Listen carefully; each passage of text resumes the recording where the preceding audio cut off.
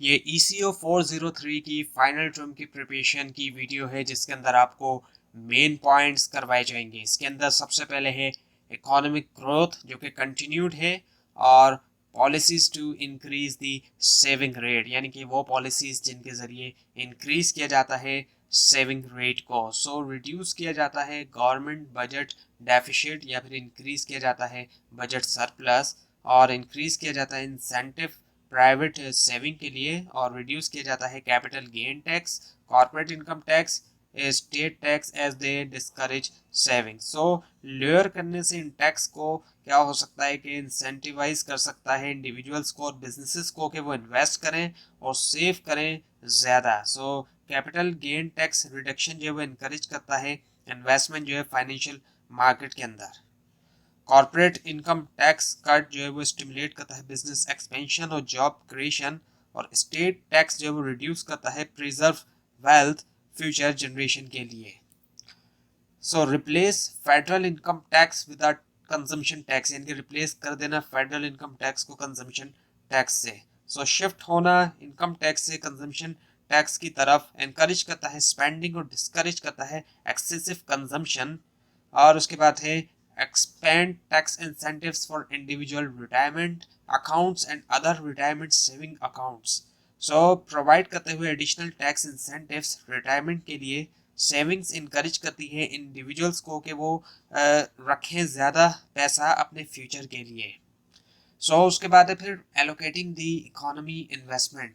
सो Solow model के अंदर सिर्फ एक ही तरह का कैपिटल है, जबकि रियल वर्ल्ड के अंदर बहुत सी तरह की टाइप है। हम डिवाइड कर सकते हैं तीन कैटेगरीज के अंदर: private capital stock, public infrastructure, और ह्यूमन कैपिटल नॉलेज और स्किल जो कि वर्कर एक्वायर करते हैं, हासिल करते हैं एजुकेशन के ज़रिए।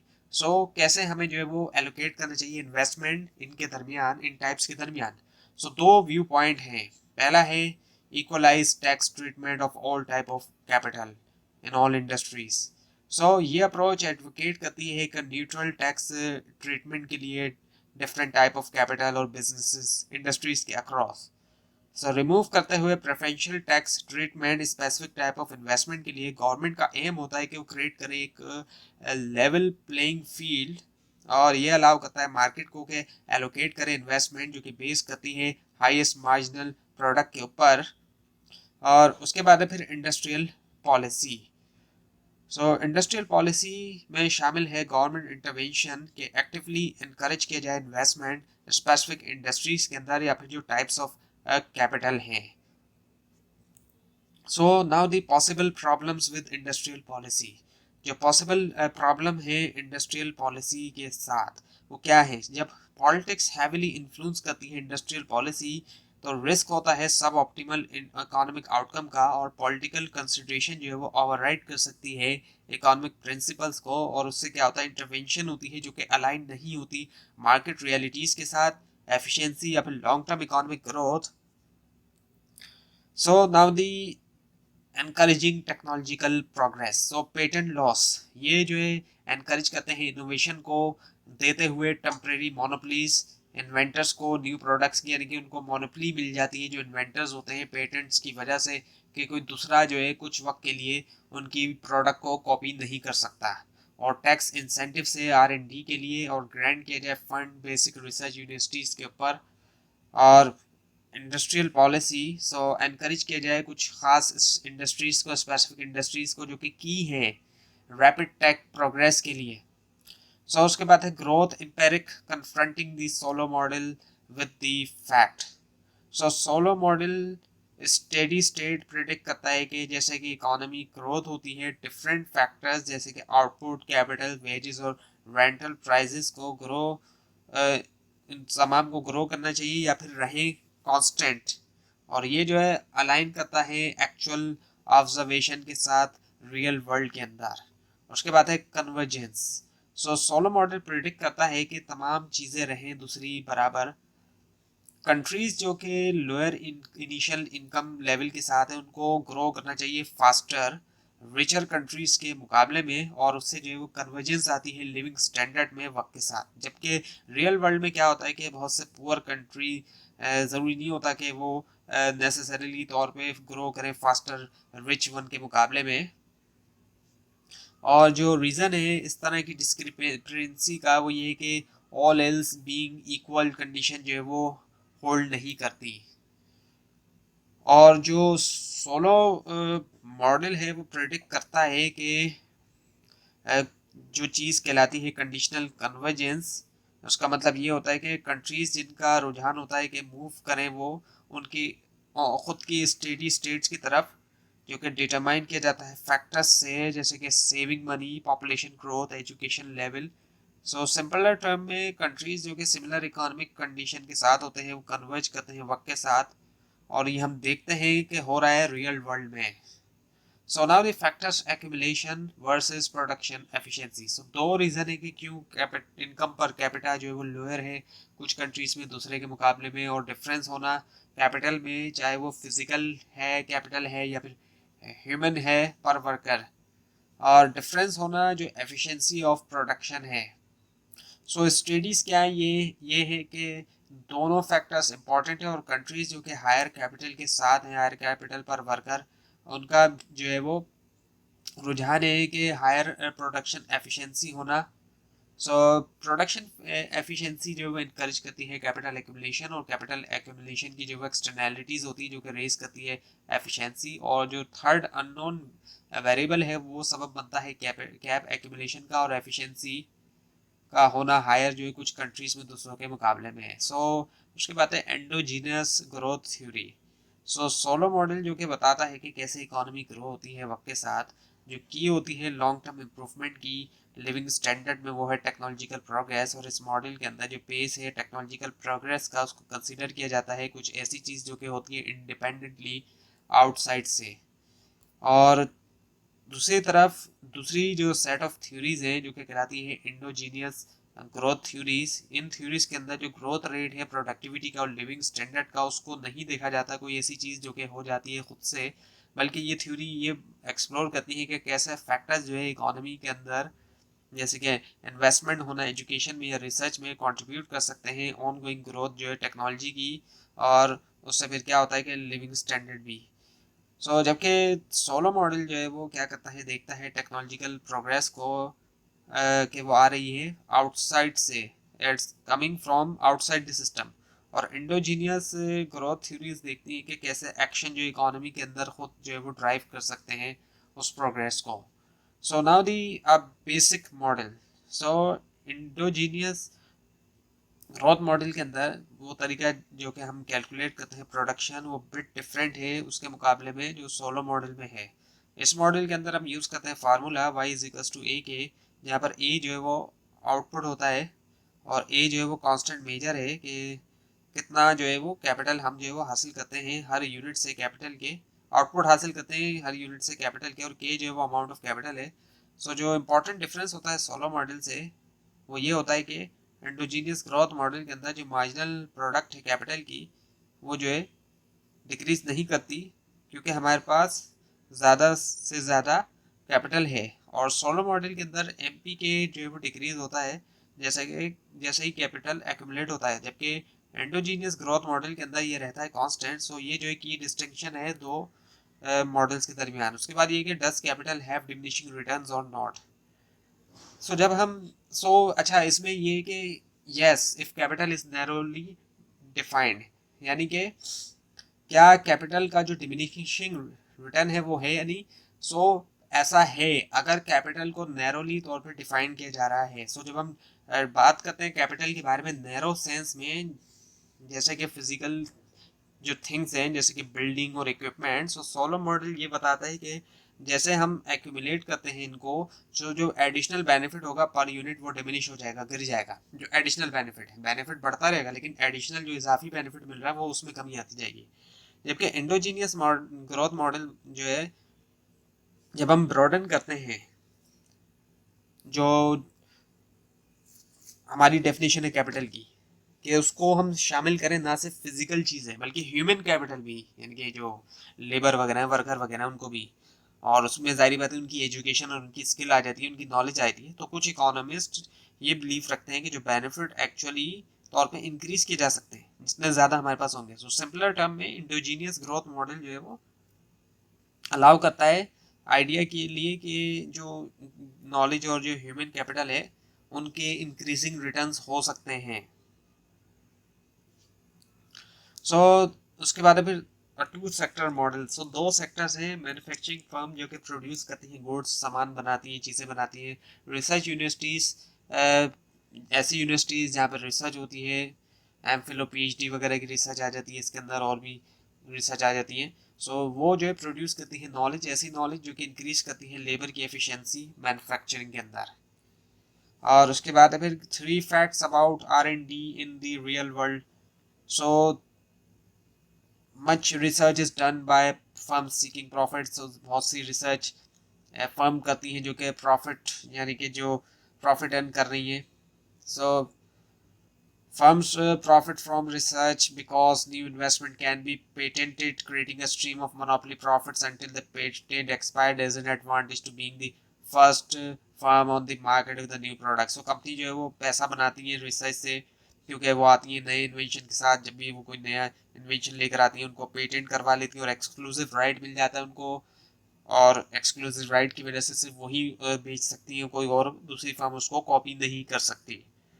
सो इस एक्सक्लूसिविटी की वजह से उनको एक्स्ट्रा प्रॉफिट मिलता है बगैर किसी कंपटीशन से एक सर्टेन पीरियड तक, जब तक एक पीरियड उनको मिल जाता है। सो इसी वजह से वो पहली कंपनी होती है जो प्रोडक्ट को मार्केट में लेकर आती है, और उससे बहुत बड़ा उनको एडवांटेज मिलता है। मोनोपोली प्रॉफिट वो एंजॉय करती है जब तक उनका पेटेंट जो है वो ख़त्म नहीं हो जाता है। एक पीरियड होता है, उस वक्त तक पेटेंट चलता है। सो इनोवेशन प्रोड्यूस करता है एक्सटर्नैलिटीज जो कि रिड्यूस करते हैं कॉस्ट सब्सिक्वेंट इनोवेशन की। उसके बाद ये कि is the private sector doing enough R&D, यानी कि एनफ R&D कर भी रहा है प्राइवेट सेक्टर।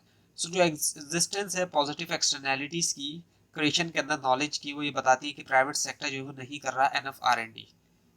लेकिन बहुत सी जो है डुप्लीकेशन है R&D एफर्ट की कॉम्पिटिंग फर्म्स के दरमियान, और जो सोशल रिटर्न है R&D का वो एटलीस्ट जो है 40% पर ईयर है। इसी वजह से बहुत से ये बिलीव रखते हैं कि गवर्नमेंट को इनकरेज करना चाहिए R&D। Aggregate demand and aggregate supply time horizon. Long run में क्या है, प्राइस फ्लेक्सिबल है, रिस्पॉन्ड किया जाता है चेंजेस को सप्लाई या डिमांड में। और शॉर्ट रन में बहुत से प्राइसेस स्टिकी हैं कुछ प्री डिटरमाइंड लेवल के ऊपर। इकोनॉमी जो है वो बिहेव करती है डिफरेंटली जब प्राइस जो है वो स्टिकी होते हैं। उसके बाद फिर classical macro economic theory. Output को डिटरमाइन किया जाता है सप्लाई साइड से। हम क्लासिकल थ्योरी की बात कर रहे हैं। Supplies of capital, labour, technology, और चेंजेस होना डिमांड के अंदर गुड्स या गुड्स और सर्विस के लिए सिर्फ अफेक्ट करता है प्राइजेस, ना कि क्वांटिटी। कंप्लीट प्राइस फ्लेक्सिबिलिटी एक क्रूशियल अजम्पशन है। क्लासिकल थ्योरी जो है वो अप्लाई होती है लॉन्ग रन में। व्हेन प्राइसेस आर स्टिकी, जब स्टिकी होते हैं प्राइस, आउटपुट और एम्प्लॉयमेंट जो है वो डिपेंड भी करती है डिमांड के ऊपर गुड्स और सर्विसेज के लिए, जो कि अफेक्ट होती है फिस्कल पॉलिसी से, मॉनेटरी पॉलिसी और दूसरे फैक्टर्स जिसके एक्सोजीनियस चेंज होना इन सी और आई। उसके बाद है the model of aggregate demand and supply, जो मॉडल है एग्रीगेट डिमांड और सप्लाई का। पैराडाइम ये कि मोस्ट ज़्यादातर इकोनॉमिस्ट और जो पॉलिसी मेकर है वो फॉलो करते हैं कि अंडरस्टैंड करें इकोनॉमिक के जो अप एंड डाउन है और फिगर आउट करें तरीकों को, ताकि रखा जाए इकोनॉमी को स्टेबल। कला सो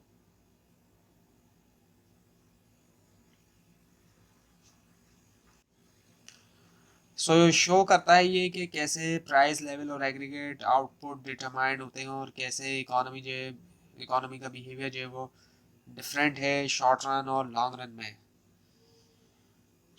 एग्रीगेट डिमांड का शो करता है रिलेशनशिप जो है प्राइस लेवल और जो क्वांटिटी ऑफ आउटपुट डिमांडेड है। और एक इंट्रो से AD और AS मॉडल तक हम यूज़ करते हैं एक सिंपल थ्योरी एग्रीगेट डिमांड की, जो कि बेस करती है क्वांटिटी थ्योरी ऑफ मनी के ऊपर। उसके बाद है the quantity equation as aggregate demand. Recall करें क्वांटिटी इक्वेशन जो है MV is equals to PY, और जो मनी डिमांड फंक्शन जो कि इम्प्लाई करता है M divided by P multiply by T is equals to KY, जहाँ पर V जो है वो बराबर है 1/K के, जो कि वेलोसिटी है। सो जो गिवन वैल्यूज हैं एम और वी की, ये इक्वेशन इम्प्लाई करती है कि इनवर्स रिलेशनशिप होना पी और वाई के दरमियान इनवर्स होना। सो जो downward sloping aggregate demand curve है, सो एक इंक्रीज होना प्राइस लेवल में सबब बनता है गिरने का रियल मनी बैलेंसेस के अंदर, और वो सबब बनता है डिक्रीज होना डिमांड में गुड्स और सर्विसेज के लिए। So shifting the aggregate demand curve, so एक इंक्रीज होना मनी सप्लाई में शिफ्ट करता है एग्रीगेट डिमांड कर्व को राइट की तरफ। So aggregate demand in aggregate supply in the short run, real world के अंदर बहुत से जो प्राइसेस होते हैं वो स्टिकी होते हैं शॉर्ट रन में, और अब हम जो है वो अज्यूम करते हैं कि तमाम जो प्राइसेस हैं वो स्टक हैं प्री डिटरमाइंड लेवल के ऊपर शॉर्ट रन में, और जो फर्म है वो विलिंग टू सेल हैं एज मच, यानी कि इतना कि जो कि उनके कस्टमर जो है वो विलिंग टू बाय है प्राइस लेवल के ऊपर। सो इसी वजह से short run aggregate supply curve जो है वो हॉरिजॉन्टल है, वर्टिकल नहीं है, बल्कि वो हॉरिजॉन्टल है, या फिर ऊपर की तरफ या नीचे की तरफ वो नहीं जा रहा। So short run aggregate supply curve horizontal है, सो जो प्राइस लेवल है वो जो फिक्स है एक प्री डिटरमाइंड लेवल के ऊपर, फर्म जो है वो सेल करती है उतना जो कि बायर जो डिमांड करते हैं। So aggregate demand and aggregate supply continue. So shock आते हैं एक्सोजीनियस चेंज होना एग्रीगेट सप्लाई या डिमांड में, और शॉक टेम्परेरीली तौर पे पुश करते हैं इकोनॉमी को फुल एम्प्लॉयमेंट से अभी यानी कि दूर कर देते हैं।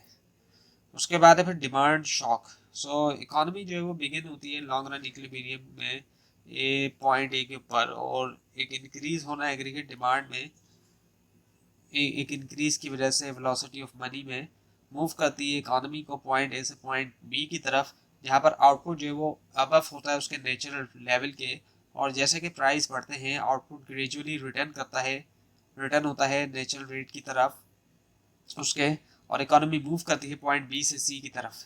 सो exogenous decrease in the velocity, अगर मनी सप्लाई रहता है कांस्टेंट और डिक्रीज होना वी के अंदर, इसका मतलब ये होता है कि लोग जो क्या करेंगे यूज करेंगे उनका पैसा फ्यूअर ट्रांजैक्शन के अंदर, और उससे क्या होगा कि डिक्रीज होगा डिमांड, जब जाहिर बात है वो पैसा कम करेंगे तो फिर डिमांड के अंदर कमी आएगी गुड्स और सर्विसेज के लिए। उसके बाद effects of a negative demand shock. So shock जो है वो शिफ्ट करता है एग्रीगेट डिमांड को लेफ्ट की तरफ, और उससे आउटपुट और एम्प्लॉयमेंट जो गिर जाती है शॉर्ट रन में, और वक्त के साथ क्या होता है कि प्राइसेस गिरते हैं और इकोनॉमी मूव हो जाती है नीचे की तरफ, मूव डाउन होती है उसके जो डिमांड का फिर फुल एम्प्लॉयमेंट की तरफ। उसके बाद सप्लाई शॉक्स, एक सप्लाई शॉक अल्टर करता है प्रोडक्शन कॉस्ट को और अफेक्ट करता है प्राइसेस जो कि फर्म चार्ज करती है।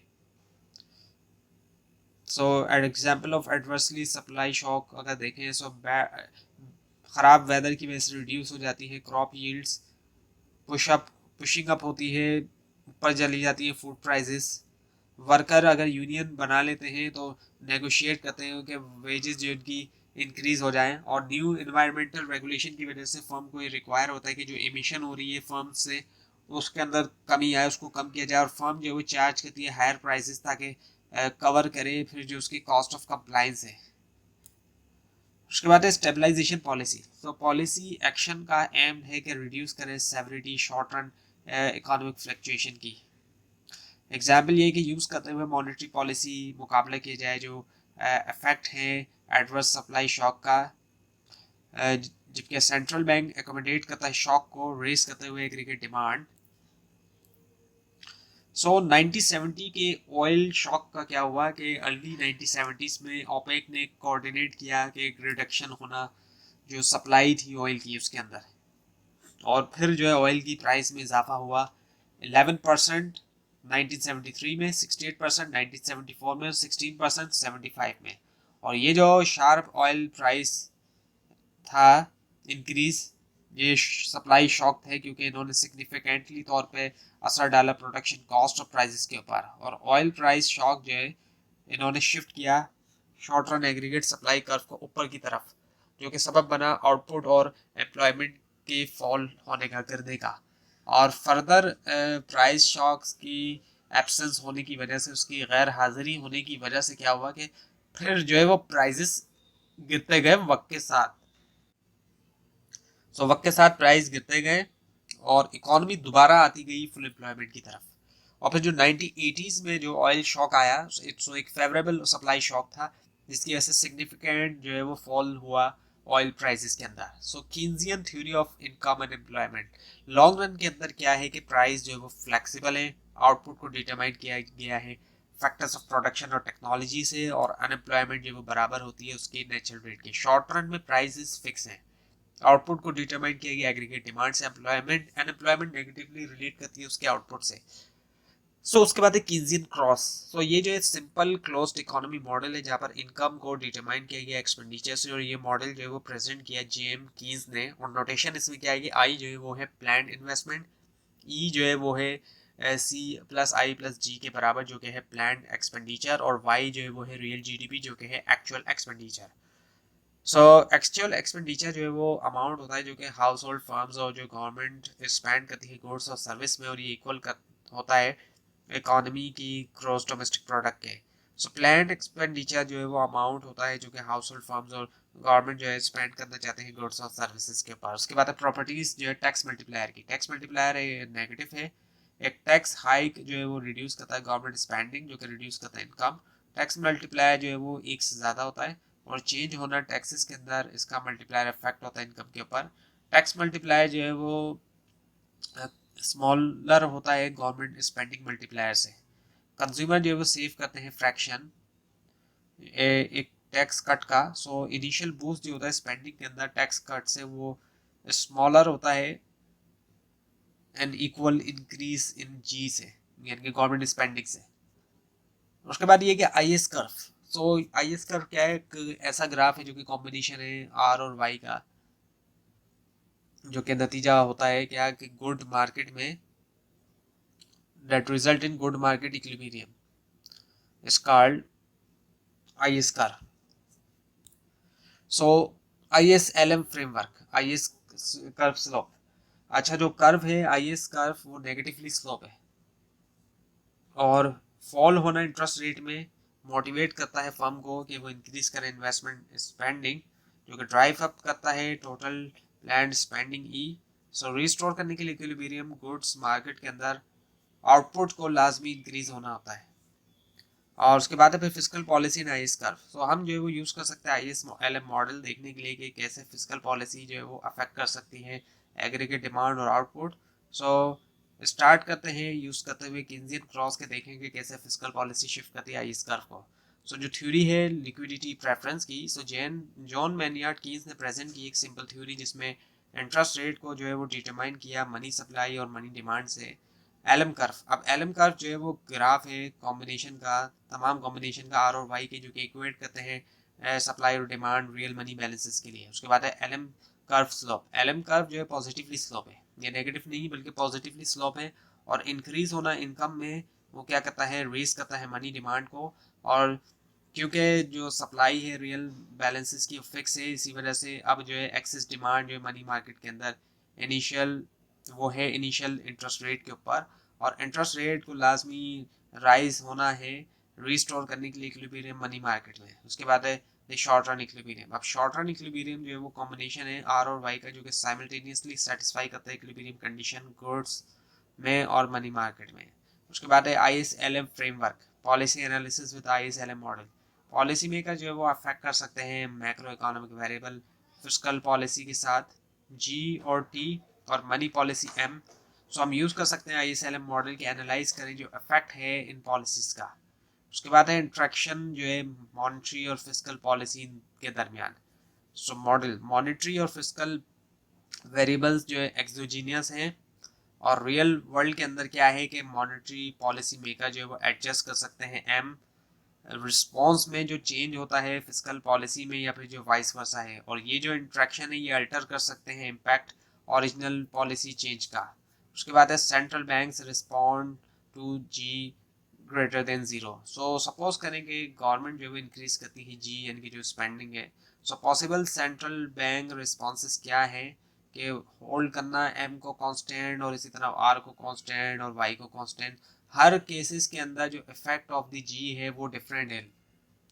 पहला रिस्पॉन्स वन क्या है कि होल्ड करना एम कांस्टेंट। अगर गवर्नमेंट जो है वो रेस करती है जी को, आई एस कर्व जो है वो शिफ्ट करता है राइट की तरफ, और अगर सेंट्रल बैंक होल्ड करता है एम को कांस्टेंट, तो एलएम कर्व जो है वो शिफ्ट नहीं होता। और इसी तरह रिस्पॉन्ड टू ये कि होल्ड आर कांस्टेंट, अगर गवर्नमेंट रेज करती है जी को, सो आईएस कर्व जो है वो शिफ्ट करता है राइट की तरफ, और अगर रखा जाए आर को कांस्टेंट, सेंट्रल बैंक इंक्रीज करता है एम को कि शिफ्ट करे एलएम कर्व राइट। और रिस्पॉन्स 3 के होल्ड किया जाए वाई को कांस्टेंट, अगर गवर्नमेंट रेज करती है जी को, सो आईएस कर्व जो है वो शिफ्ट करता है राइट, और रखने के लिए वाई को कांस्टेंट, सेंट्रल बैंक रिड्यूस करता है एम को कि शिफ्ट करे एलएम कर्व लेफ्ट। सो शॉक जो है आईएस एलएम मॉडल के अंदर, सो आईएस शॉक जो है एक्सोजीनियस चेंज होना डिमांड के अंदर गुड्स और सर्विस के लिए, और एलएम शॉक जो है क्या है, एक्सोजीनियस चेंज होना डिमांड फॉर मनी के लिए। So what is the central bank policy instrument, central bank policy instrument क्या है? जो न्यूज़पेपर क्या कहता है कि central bank lowered interest rate by 1/2 point today.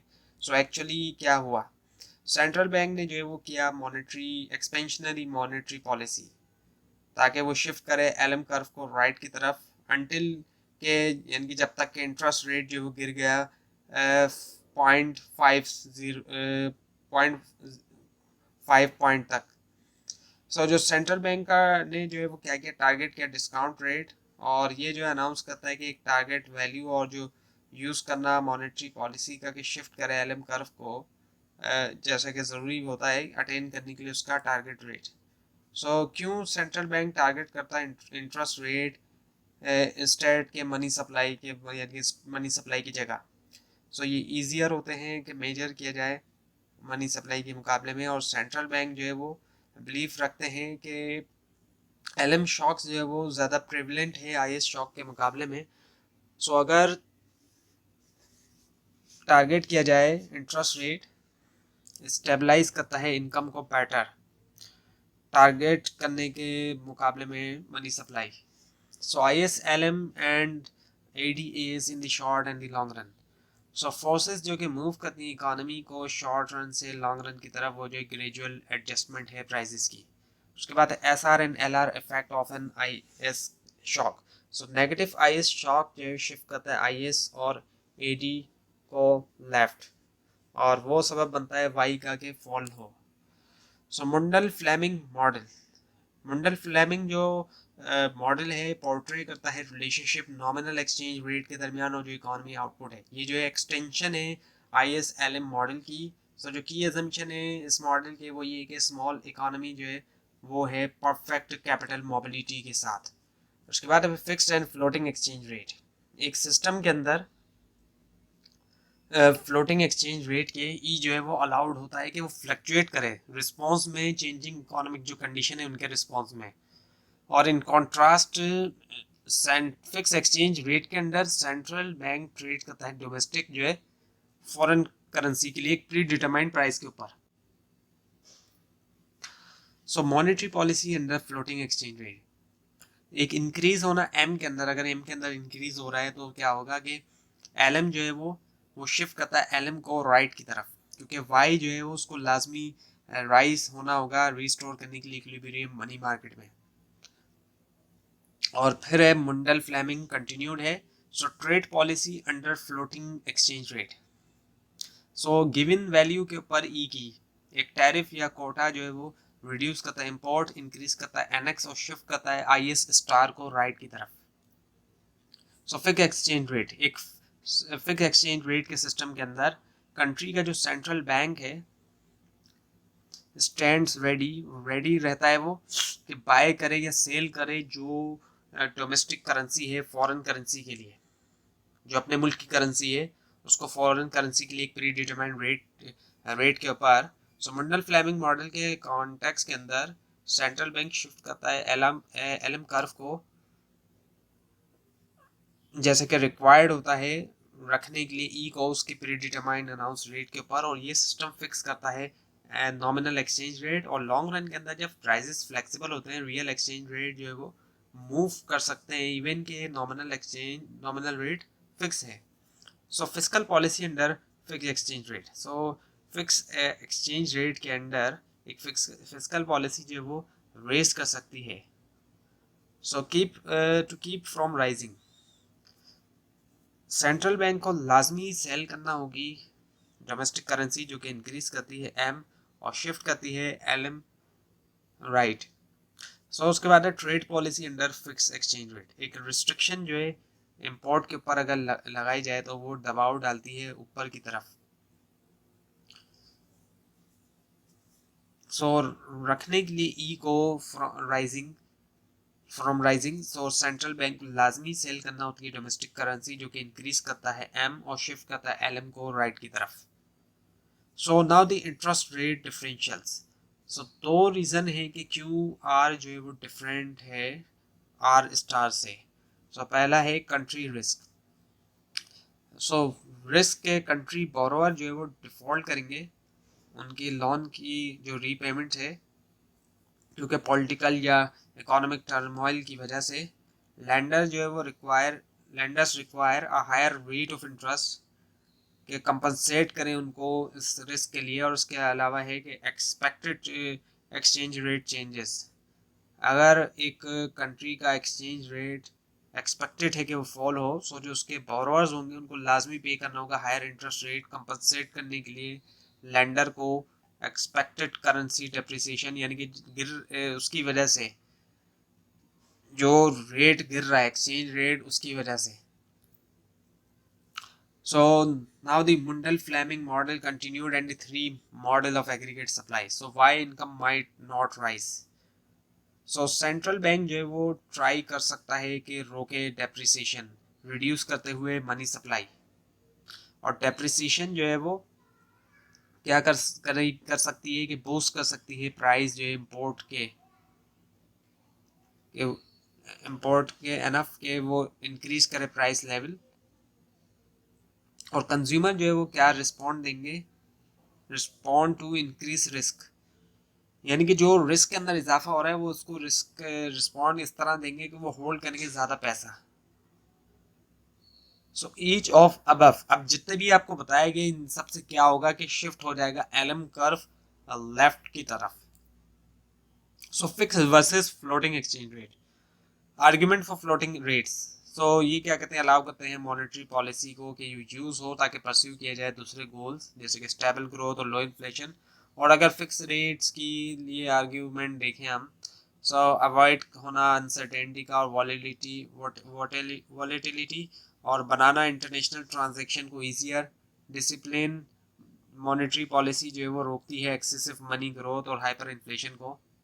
और उसके बाद फिर Mundell Fleming and AD curve, so previously हमने जो है एग्जामिन किया एमएफ मॉडल एक फिक्स प्राइस लेवल के साथ के ड्राइव करें जो है aggregate demand curve.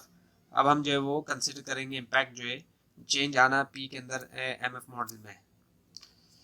So large between small and close, SRAs and SRAs2, सो बहुत से कंट्रीज जिनमें यूएस भी शामिल है वो ना तो क्लोज है ना स्मॉल ओपन इकोनॉमी है। सो एक लार्ज ओपन इकोनॉमी जो है वो इज इन बिटवीन, इनके दरमियान में है, किसके पोलर केसेस ऑफ क्लोज और स्मॉल ओपन के दरमियान। So floating and fix exchange rate, so three models हैं एग्रीगेट सप्लाई के, sticky wage model, the imperfect information model और sticky price model. So sticky wage model so assume करता है कि जो फर्म्स और वर्कर्स हैं वो नेगोशिएट करते हैं कॉन्ट्रैक्ट और फिक्स करते हैं वो नॉमिनल वेज, इससे पहले कि वो जाने के क्या प्राइस लेवल जो है what the price level will turn out to be. So जो नॉमिनल वेज है जो कि वो सेट करते हैं वो प्राइस होती है, वो प्रोडक्ट होती है टारगेट रियल वेज की। So three models of aggregate supply, the imperfect information model assumption, so तमाम वेजेस और प्राइसेस जो है वो परफेक्टली फ्लेक्सिबल हैं, तमाम मार्केट जो है वो क्लियर हैं, और हर सप्लायर जो है वो प्रोड्यूस करता है एक गुड एंड कंज्यूम करता है मैनी बहुत से गुड्स। सो हर सप्लायर जो है वो जानता है नॉमिनल प्राइस गुड्स के जो वो प्रोड्यूस करें, लेकिन वो नहीं जानते जो ओवरऑल प्राइस लेवल है। सो स्टिकी प्राइस मॉडल को अगर हम देखें, so reasons for sticky prices are as follow, वो क्या हैं, वो ये हैं कि लॉन्ग टर्म कॉन्ट्रैक्ट का होना, प्राइसेस फर्म्स और कस्टमर्स इन दोनों के दरमियान, मेन्यू कॉस्ट का होना, और फर्म जो है वो क्या नहीं चाहती कि वो अपने कस्टमर को एनॉय नहीं करना चाहती फ्रीक्वेंट प्राइस चेंज के साथ, यानी कि जल्दी जल्दी प्राइस चेंजेस के साथ। अब आपने भी शॉपिंग करते हैं, अगर जल्दी जल्दी प्राइस चेंज हो तो उससे कितनी जो है वो प्रॉब्लम होती है, चाहे वो महंगाई की वजह से हो या किसी भी वजह से हो, कंपनी की अपनी पॉलिसीज की ऐसे, तो वो कितना जो है वो कस्टमर को एनॉय करता है, परेशान करता है, नाराज करता है। सो अजम्पशंस फर्म जो है वो सेट करती हैं उनके खुद के price.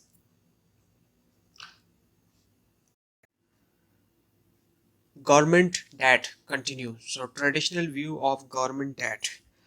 So how would a tax cut and budget deficit affect the economy, यानी कि कैसे एक टैक्स कट जो है और बजट डेफिसिट अफेक्ट करेगा इकोनॉमी को और जो इकोनॉमिक वेलबींग है कंट्री की। टैक्स कट स्टिमुलेट करता है कंज्यूमर स्पेंडिंग और रिड्यूस करता है नेशनल सेविंग कॉस्ट। तो रिडक्शन होना सेविंग के अंदर रेज करता है इंटरेस्ट रेट, जो कि क्राउड आउट करता है इन्वेस्टमेंट। और सोलो ग्रोथ मॉडल जो है वो शो करता है कि लोअर इन्वेस्टमेंट से क्या होता है, lower steady state capital stock और लोअर आउटपुट। उसके बाद ये कि Ricardian view of government debt.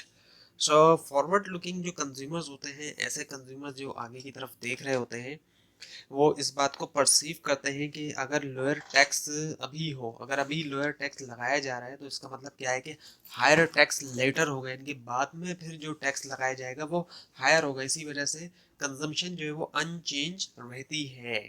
So tax cut are simply tax postponement, यानी कि एक्चुअली टैक्स कट जो किया जा रहा है वो टैक्स को पोस्टपोन किया जा रहा है। सो जब गवर्नमेंट बोरो करती है उसकी करंट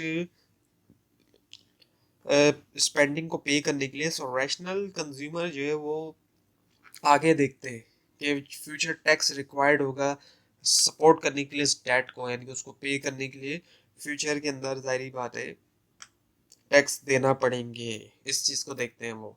और दूसरा व्यू ये है कि गवर्नमेंट बोरो करती है 1000 एक सिटीजन से और उसको देती है 1000 का ही टैक्स कट। सो एक तरफ जो है गवर्नमेंट ओस करती है 1000 अपने सिटीजन को प्लस इंटरेस्ट, और दूसरी तरफ सिटीजन ओस करता है 1000 गवर्नमेंट को प्लस इंटरेस्ट। सो ओवरऑल अगर हम देखें तो सिटीजन की वेल्थ के अंदर कोई चेंज ही नहीं आ रहा है, एक तरफ गवर्नमेंट ले रही है तो दूसरी तरफ दे रही है।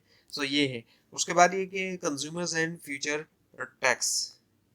सो रिकार्डियन व्यू कहता है कि जब लोग डिसाइड करते हैं कि कितना वो स्पेंड करेंगे, वो केयरफुली सोचते हैं फ्यूचर टैक्सेस के बारे में जो कि उनको ज़रूरी होता है पे ऑफ करने के लिए गवर्नमेंट डेट।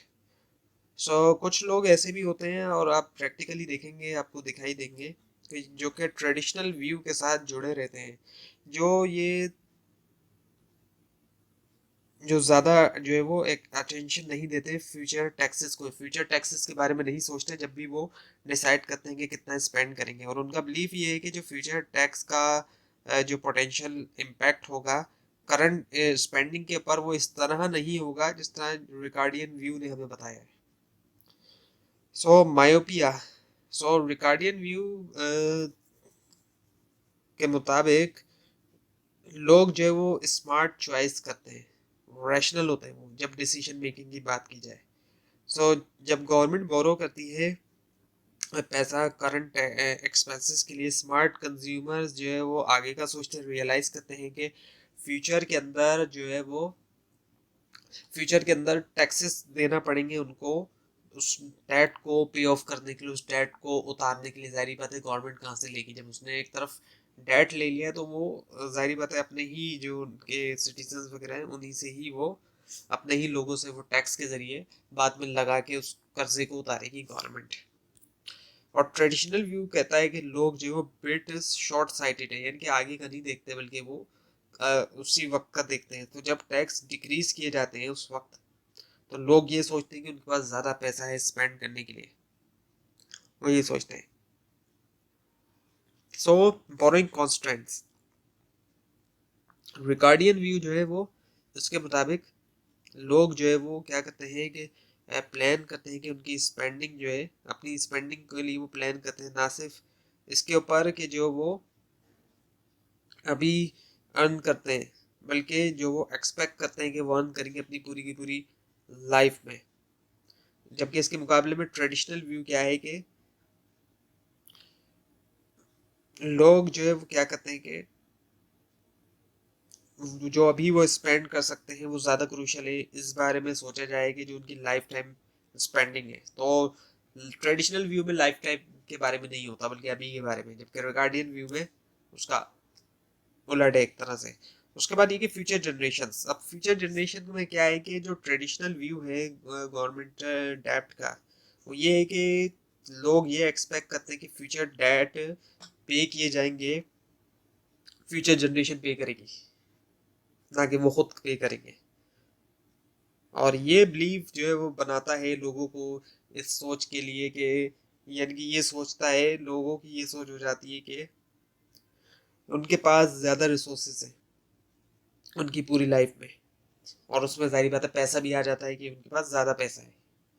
सो जब गवर्नमेंट बोरो करती है पैसा टैक्स कट के लिए, सो लोग क्या करते हैं, वो स्पेंड कर देते हैं ज़्यादा, ऐसा होता है। सो सिंपल टर्म्स में बात की जाए तो ट्रेडिशनल व्यू बताता है कि जब गवर्नमेंट बोरो करती है टैक्स कट करने के लिए, लोग जो है वो ज़्यादा स्पेंड करते हैं, इस बात को बिलीव रखते हुए कि नेक्स्ट जनरेशन, आने वाली जनरेशन जो है वो जो है हायर टैक्सेस के जो भी नतीजा होगा वो भुगतेगी या उसके साथ उसके डील करेगी वो। और उसके बाद ये कि फिर consumption theories, John Maynard Keynes and the consumption functions. So consumption function जो है वो सेंट्रल था Keynes theory of economic fluctuation के लिए, जिसको प्रेजेंट किया गया जनरल थ्योरी के अंदर 1936 में। सो कीन्स के तीन कंजक्चर हैं। सो कीन्स कंजक्चर किया कि जो मार्जिनल प्रोपेंसिटी टू कंज्यूम है, सो इन्होंने गैस किया कि जो मार्जिनल प्रोपेंसिटी टू कंज्यूम है, जो कि अमाउंट लोग स्पेंड करते हैं एक एक्स्ट्रा डॉलर जो अर्न किया उसमें से जो अमाउंट स्पेंड करते हैं, वो जो है 0 और 1 के बराबर में। इसका मतलब ये कि लोग जो अर्न करते हैं वो स्पेंड नहीं करते तमाम का तमाम, बल्कि उसमें से कुछ करते हैं और बाकी सेव कर लेते हैं। और उसके बाद ये कि कीन्स ने प्रपोज किया एवरेज प्रोपेंसिटी टू कंज्यूम भी। सो जो कि रेशियो है total consumption to total income का, डिक्रीज होता है जैसे जैसे इनकम ऊपर जाती है।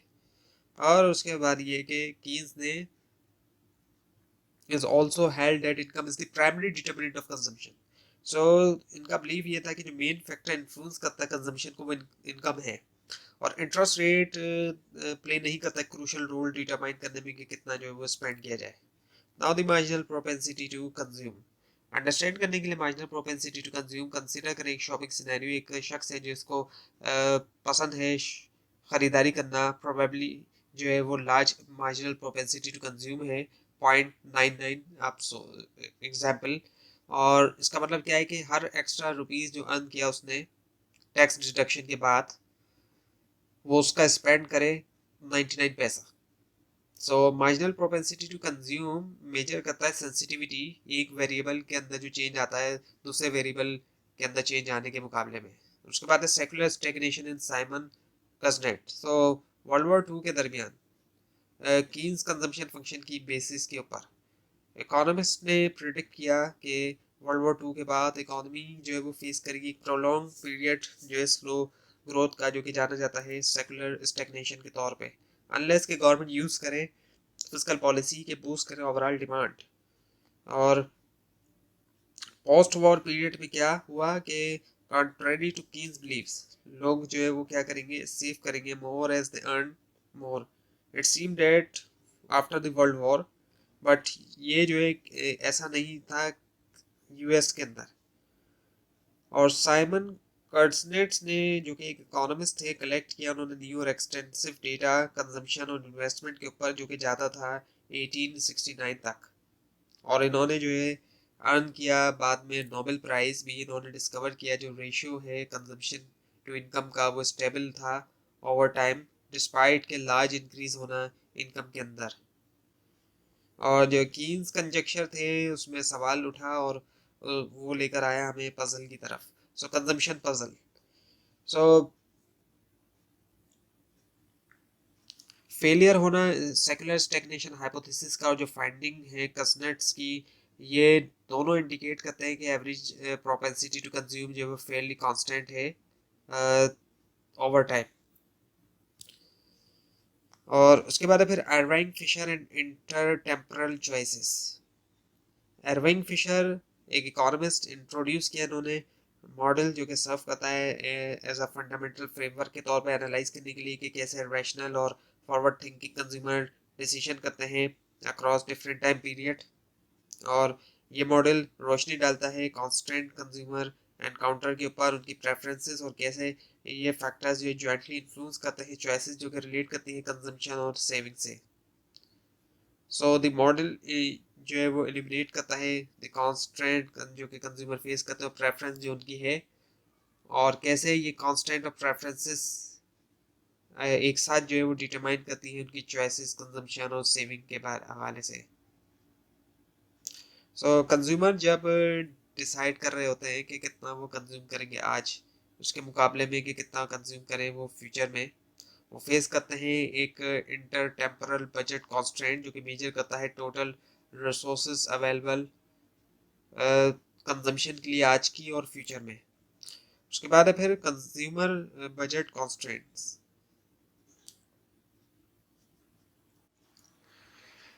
सो एक कंज्यूमर जो कि गुजर रहा है दो डिस्टिंक्ट पीरियड से, और हर पीरियड के अंदर कंज्यूमर जो है वो क्या करता है, अर्न करता है इनकम Y1 Y2, और डिसाइड करता है कंजम्पशन C1 C2 जो कि एडजस्टेड फॉर इन्फ्लेशन है। सो ये दो पीरियड सिनेरियो इनकैप्सुलेट करते हैं एक fundamental economic decision making process, और कंज्यूमर को लाजमी एलोकेट करना है उसकी इनकम एंड दो पीरियड के दरमियान बैलेंस करते हुए करंट नीड्स को फ्यूचर कंसिडरेशन के साथ। उसके बाद है consumer consumption theories consumer preferences. So understand करने के लिए जो कंज्यूमर चॉइसेस हैं ओवर टू पीरियड, उनकी प्रेफरेंसेस को इलस्ट्रेट किया जा सकता है इन डिफरेंस कर्व्स को यूज करते हुए, और ये कर्व्स आउटलाइन करते हैं कॉम्बिनेशन फर्स्ट पीरियड और सेकंड पीरियड कंजम्पशन की, जो कि प्रोवाइड करता है कंज्यूमर को इक्वल सेटिस्फेक्शन के साथ। और की फीचर जो है इन कर्व के जो है वो जो है that the slope at any given point, किसी भी पॉइंट के ऊपर, जो कि इंडिकेट करता है कंज्यूमर की जो विलिंगनेस टू ट्रेड है या फिर जो एक्सचेंज है फर्स्ट पीरियड और सेकंड पीरियड कंजम्पशन के दरमियान। और स्लोप जाना जाता है मार्जिनल रेट ऑफ सब्सटीट्यूशन के तौर पे, क्वांटिफाई करता है कि कितना जो है एडिशनल सेकंड पीरियड कंजम्पशन जो कि कंज्यूमर रिक्वायर करता है कंपनसेट करने के लिए 1 यूनिट रिडक्शन होना फर्स्ट पीरियड कंजम्पशन में। So now the optimization. So consumer achieve करता है highest level of satisfaction choose करते हुए point budget constant के ऊपर, जो कि होता है highest indifference curve पे, और optimum के ऊपर highest indifference जो indifference curve है वो tangent करता है budget constraint को। उसके बाद है how changes in income affect consumption, कैसे changes होना income के अंदर affect करता है consumption को। So एक इंक्रीज होना या तो फर्स्ट या फिर सेकंड पीरियड इनकम के अंदर वो शिफ्ट करेगा बजट कॉन्स्टेंट को आउटवर्ड की तरफ। और अगर कंजम्पशन जो है पीरियड 1 के अंदर और कंजम्पशन जो है पीरियड 2 में, दोनों जो है वो नॉर्मल गुड्स की अगर है, सो इन दोनों की जो है वो डिमांड जो है वो ज्यादा होगी जैसे ही इनकम बढ़ती है। सो इनकम बढ़ना जो है वो उससे क्या हो जाएगा कि कंजम्पशन बढ़ेगी दोनों पीरियड्स के दरमियान। उसके बाद ये कि फिर how changes in real interest rate affect consumption. So दो इफेक्ट है इनकम और सब्सटीट्यूशन। इनकम इफेक्ट जो है वो क्या है, चेंज होना कंजम्पशन में डेट रिजल्ट्स फ्रॉम मूवमेंट, यानी कि जो मूवमेंट होती है हायर इंडिफरेंस कर्व की तरफ। और सब्सटीट्यूशन इफेक्ट जो है वो क्या है, चेंज होना कंजम्पशन में जो कि रिजल्ट है फ्रॉम चेंज होना रिलेटिव प्राइस के अंदर कंजम्पशन के दो पीरियड में। Now the savings and the real interest rate, data show करता है कि कोई भी अपरेंट रिलेशनशिप नहीं है दो वेरिएबल्स के दरमियान, और जो है यहाँ जो है सेविंग डिपेंड नहीं करती इंटरेस्ट रेट के ऊपर। इकोनॉमिस्ट क्लेम करते हैं कि इनकम और सब्सटीट्यूशन इफेक्ट जो है वो हायर इंटरेस्ट रेट के अप्रोक्सीमेटली कैंसिल करते हैं एक दूसरे को। Now the constraints on borrowing. So जो इनेबिलिटी होती है बोरो करने की वो रोकती है करंट कंजम्पशन को एक्सीडिंग करंट इनकम से, और जो कॉन्स्ट्रेंट होती है बोरिंग के ऊपर उसको एक्सप्रेस किया जा सकता है कुछ इस तरीके से कि C1 जो है वो less than equals to Y1 है, और ये इनइक्वालिटी बताती है कि कंजम्पशन जो है पीरियड 1 के अंदर उसको लाजमी जो है वो लेस देन या फिर इक्वल हो वो इनकम के पीरियड 1 में, और ये एडिशनल कांस्टेंट जो है कंज्यूमर के ऊपर कहलाता है बोरोइंग कांस्टेंट और कभी कभी liquidity constant. So conclusion, so analysis of borrowing जो है वो लेकर आता है हमें कंक्लूड करने के ऊपर कि दो कंजम्पशन फंक्शन है। सो कुछ कंज्यूमर्स के लिए बोरोइंग कांस्टेंट बाइंडिंग नहीं है, और कंजम्पशन जो है दोनों पीरियड के अंदर डिपेंड करती है प्रेजेंट वैल्यू के ऊपर लाइफ टाइम इनकम की, और दूसरे कंज्यूमर्स के लिए बोरोइंग कांस्टेंट बाइंड करती है। सो उन कंज्यूमर्स के लिए जो कि बोरो करना चाहते हैं लेकिन कर नहीं सकते, कंजम्पशन डिपेंड करती है सिर्फ करंट इनकम के ऊपर, और अगर कंज्यूमर बोरो नहीं कर सकता तो वो फेस करता है एडिशनल कांस्टेंट जो कि फर्स्ट पीरियड कांस्टेंट जो कि एक्सीड नहीं कर सकती फर्स्ट पीरियड कंजम्पशन। सो उसके बाद है high Japanese saving rate. So Japan के अंदर दुनिया के जो है वो हाईएस्ट सेविंग रेट्स में से एक है। एक तरफ जो है बहुत से इकोनॉमिस्ट बिलीव ये रखते हैं कि ये जो की है रैपिड ग्रोथ का जो कि जापान ने एक्सपीरियंस की डेकेड्स के अंदर वर्ल्ड वॉर के बाद, यानी वर्ल्ड वॉर के बाद आने वाली जो डेकेड्स हैं, दहाइयाँ हैं, उनमें सो जो सोलो ग्रोथ मॉडल है वो भी शो करता है कि जो सेविंग रेट है वो एक प्राइमरी डिटर्मिनेंट होता है कंट्री की जो steady state level of income है, और इंक्रीज होना सेविंग रेट में बढ़ाता है इन्वेस्टमेंट, जो कि सबक बनता है कैपिटल स्टॉक का कि वो ग्रो हो न्यू स्टेडी स्टेट की तरफ। उसके बाद है फिर consumption theories, John Maynard Keynes and consumption function. So consumption function जो है वो एग्जिबिट करता है three properties that Keynes conjecture. So Keynes ने जो है वो बनाई थ्री की प्रिडिक्शन कंजम्पशन फंक्शन के बारे में, और इनको जो है वो ऑब्जर्व किया जा चुका है इकोनॉमिक्स एनालिसिस के अंदर। पहला ये कि मार्जिनल प्रोपेंसिटी टू कंज्यूम, जो कि ये है कि कितना लोग जो है वो स्पेंड आउट करें हर एडिशनल जो डॉलर उन्होंने वो अर्न कर रहे हैं उसका, जो कि 0 और 1 के दरमियान है।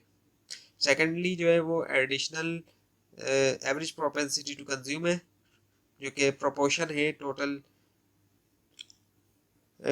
Income spend on consumption decrease होना, यानी कि जैसे कि इनकम इंक्रीज होती है।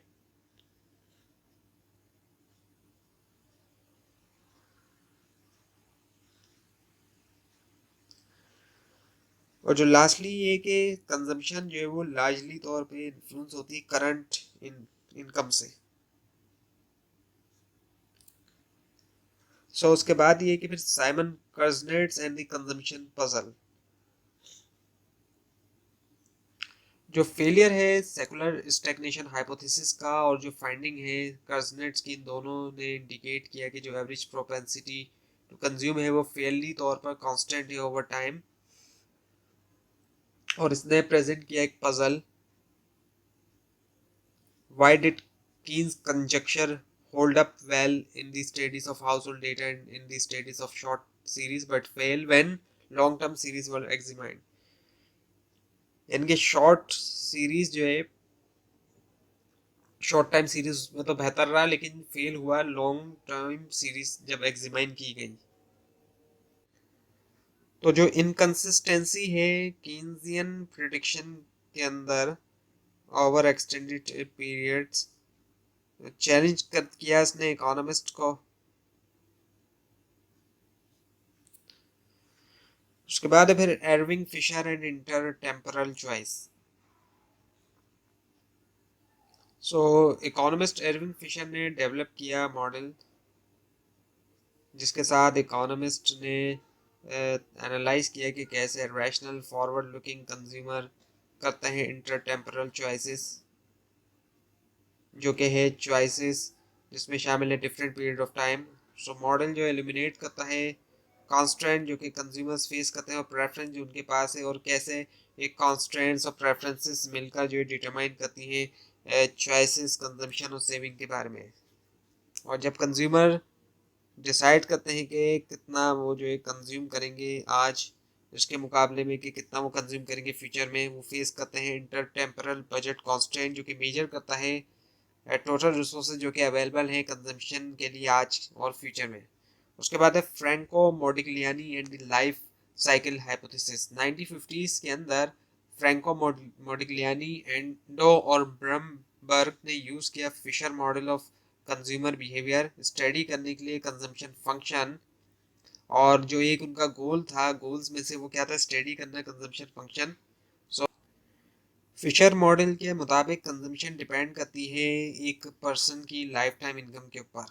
मॉडिग्लियानी ने एम्फेसाइज किया कि इनकम वेरी करती है सिस्टमेटिकली ओवर जो पीपल लाइफ है, और जो कि सेविंग जो कि अलाउ करती है कंज्यूमर को कि मूव करें income from those in life when income is high to those when income in low, यानी कि मूव किया जाए इनकम को लाइफ के अंदर जब हाई हो तब से उस टाइम तक जब इनकम लो है। और ये जो इंटरप्रिटेशन है कंज्यूमर बिहेवियर की, इसने फॉर्म की बेसिस लाइफ साइकिल हाइपोथेसिस की।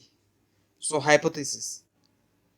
हाइपोथेसिस क्या है कि ज़्यादातर लोग ये प्लान करते हैं कि वो काम करना छोड़ देंगे जो 65 की एज है, और एक्सपेक्ट भी ये करते हैं कि उनकी इनकम जो है वो गिर जाएगी जब वो रिटायर होंगे। लेकिन वो नहीं चाहते कि इनके जो लिविंग स्टैंडर्ड है कंजम्पशन के मुताबिक वो गिर जाए। सो सपोज करें कि कंज्यूमर जो है वो एक्सपेक्ट करता है कि वो रहे अनदर 10 years, और वेल्थ हो डब्ल्यू, यानी कि डब्ल्यू वेल्थ, जिस वेल्थ को रिप्रेजेंट किया जा रहा है डब्ल्यू से, और एक्सपेक्ट करे वो कि अर्न करे वाई इनकम अनटिल के वो रिटायर हो आर ईयर पे अभी से। सो अब ये क्वेश्चन ये कि क्या level of consume what level of consumption will the consumer choose to have a smooth consumption over her life. क्या लेवल होगा कंजम्पशन का जो कि कंज्यूमर चूज करे कि हो स्मूथ कंजम्पशन रहे लाइफ के ऊपर। So the life consumption life cycle consumption function. So जो लाइफ टाइम रिसोर्सेज होते हैं कंज्यूमर के टी के, वो है वेल्थ डब्ल्यू, और लाइफ टाइम अर्निंग जो वो है आर बाय वाई। सो होना smoothest consumption over lifetime के लिए। So consumption and saving of elderly. Research findings बताती हैं कि जो एल्डरली लोग होते हैं वो इतना डिसेव नहीं करते हैं जैसे कि लाइफ साइकिल मॉडल प्रेडिक्ट करता है। दूसरे वर्ड्स में बात की जाए तो elderly do not run down there wealth quickly, इतनी ज़्यादा नहीं गिरती क्विकली जिस तरह एज वन वुड एक्सपेक्ट, यानी कि जितना एक्सपेक्ट किया जा रहा होता है। अगर वो कोशिश करें कि स्मूथ रखें अपनी कंजम्पशन को जो भी रिमेनिंग ईयर्स हैं उनकी लाइफ के। सो रीजंस क्या है कि वो कंसर्न है अनप्रेडिक्टेबल एक्सपेंसेस के बारे में, और एडिशनल सेविंग जो कि राइज होती है अनसर्टेनिटी से, वो कहलाई जाती है प्रिकॉशनरी सेविंग। और ये जो है होता है एक्सपेक्ट करने से की वजह से भी एक लॉन्ग लाइफ और प्लान करना लॉन्गर पीरियड ऑफ रिटायरमेंट के लिए। उसके बाद फिर Milton Friedman and the permanent income hypothesis. 1957 के अंदर मिल्टन फ्रीडमैन ने प्रपोज किया परमानेंट इनकम हाइपोथेसिस एक्सप्लेन करने के लिए कंज्यूमर बिहेवियर। और इसका एसेंस ये है कि current consumption proportional to current permanent income है, वो प्रोपोर्शनल है परमानेंट इनकम को। फ्रीडमैन परमानेंट इनकम हाइपोथेसिस जो है वो कॉम्प्लीमेंट करता है मॉडिग्लियानी की लाइफ साइकिल हाइपोथेसिस को। दोनों ने यूज किया Fisher theory of consumer argue करने के लिए कि कंजम्पशन जो है वो डिपेंड नहीं करनी चाहिए करंट इनकम के ऊपर सिर्फ। लेकिन लाइफ साइकिल हाइपोथेसिस के मुकाबले में जो कि एम्फेसाइज करता है कि इनकम फॉलो करती है regular pattern, over a person's lifetime. Permanent income hypothesis emphasize करता है कि लोग एक्सपीरियंस करते हैं रैंडम और टेम्परेरी चेंज उनकी इनकम के अंदर ईयर टू ईयर। सो फ्रीडमैन ने सजेस्ट किया कि हम जो है वो देखते हैं करंट इनकम वाई को एज अ सम के तौर पे दो कंपोनेंट के, एक तो परमानेंट इनकम वाई पी है और ट्रांजिटरी इनकम वाई टी है। सो वाई जो है वो बराबर हुई Y P plus Y T के। सो उसके बाद है फिर Robert Hall and random walk hypothesis. Robert Hall पहले थे जिन्होंने ड्राइव की इम्प्लीकेशन रैशनल एक्सपेक्टेशन की कंजम्पशन के लिए। उन्होंने शो किया कि अगर परमानेंट इनकम हाइपोथेसिस करेक्ट है और अगर कंज्यूमर के पास रैशनल एक्सपेक्टेशन है, सो जो चेंजेस है कंजम्पशन के अंदर वक्त के साथ वो अनप्रिडिक्टेबल होना चाहिए। और जब चेंजेस जो है वेरिएबल में वो अनप्रिडिक्टेबल हैं, सो वेरिएबल को जो है वो कहा जाएगा फॉलो अ रैंडम वॉक। और हॉल के मुताबिक जो कॉम्बिनेशन है परमानेंट इनकम हाइपोथेसिस का और रैशनल एक्सपेक्टेशन का इम्प्लाई करता है कि कंजम्पशन फॉलो करती है एक random walk. So now the investment theories, three types of investment spending. So हम जो है वो मॉडल बिल्ड करेंगे जो हर तरह की इन्वेस्टमेंट होती है एक्सप्लेन करने के लिए जो फ्लक्चुएशंस है इकोनॉमी के अंदर। और ये मॉडल नज़र रोशनी भी डालेंगे क्वेश्चंस के ऊपर, जैसे कि why investment is negatively related to the interest rate, यानी कि क्यों इन्वेस्टमेंट जो है नेगेटिवली तौर पर रिलेट करती है इंटरेस्ट रेट के साथ। और what causes in investment function to shift, यानी कि क्या सबब बनता है इन्वेस्टमेंट फंक्शन का कि वो शिफ्ट कर जाए। और why does investment rise during बूम्स and fall during recession, यानी कि क्यों इन्वेस्टमेंट राइज होती है बूम के दरमियान और फॉल होती है गिरती है रिसेशन के दरमियान। उसके बाद है business fixed income investment. So जो लार्जेस्ट पीस है इन्वेस्टमेंट स्पेंडिंग का वो है business fix investment. So business, so ये इन्वेस्टमेंट गुड्स जो है वो खरीदती है फर्म ताकि यूज़ करे उनको फ्यूचर की प्रोडक्शन के लिए, फ्यूचर के अंदर यानी कि प्रोड्यूस करने के लिए, चीज़ें बनाने के लिए। और फिक्स्ड, ये स्पेंडिंग जो होती है कैपिटल के लिए होती है जो कि रहते हैं एक वक्त के लिए रहते हैं। सो बिजनेस फिक्स इन्वेस्टमेंट में शामिल है हर चीज़, फैक्स मशीन से फैक्ट्रीज तक, कंप्यूटर से कंपनी कार तक। स्टैंडर्ड मॉडल जो है बिजनेस फिक्स इन्वेस्टमेंट का कहलाता है new classical model of investment, जो कि एग्जामिन करता है बेनिफिट और कॉस्ट ऑन करने के कैपिटल गुड्स। सो तीन वेरिएबल्स हैं जो कि शिफ्ट करते हैं investment, marginal product of capital, interest rate और टैक्स रूल्स।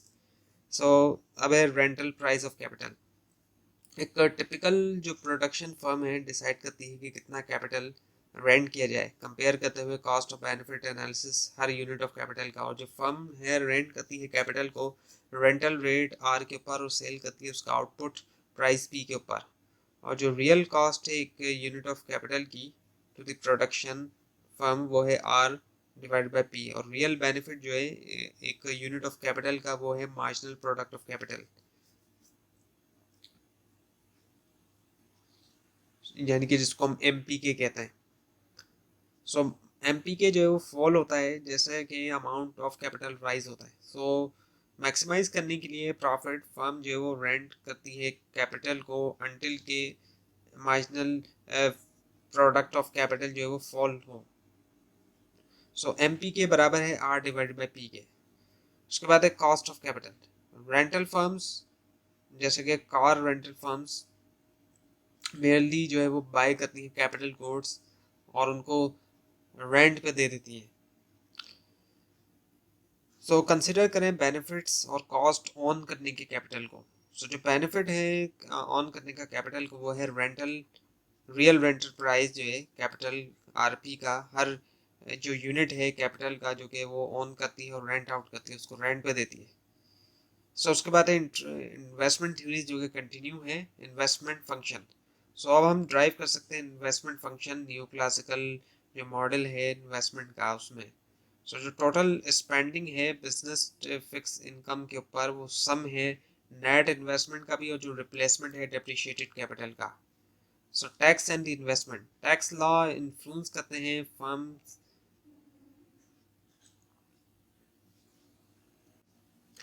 सो फर्म्स इंसेंटिव्स करती हैं ताकि एक्यूमुलेट करें कैपिटल बहुत से तरीकों से। कभी कभी पॉलिसी मेकर्स जो है चेंज करते हैं टैक्स लॉ ताकि वो शिफ्ट करें इन्वेस्टमेंट फंक्शन भी और इन्फ्लुएंस करें एग्रीगेट डिमांड। सो जो दो मोस्ट इम्पॉर्टेंट प्रोविजन है टैक्स कॉर्पोरेट टैक्स के वो है corporate tax, corporate income tax और इन्वेस्टमेंट टैक्स क्रेडिट। अब है Swedish investment fund system. Tax incentives जो है इन्वेस्टमेंट के लिए सर्व करते हैं एज अ पॉलिसी टूल के तौर पर कंट्रोल करने के लिए एग्रीगेट डिमांड, जैसे कि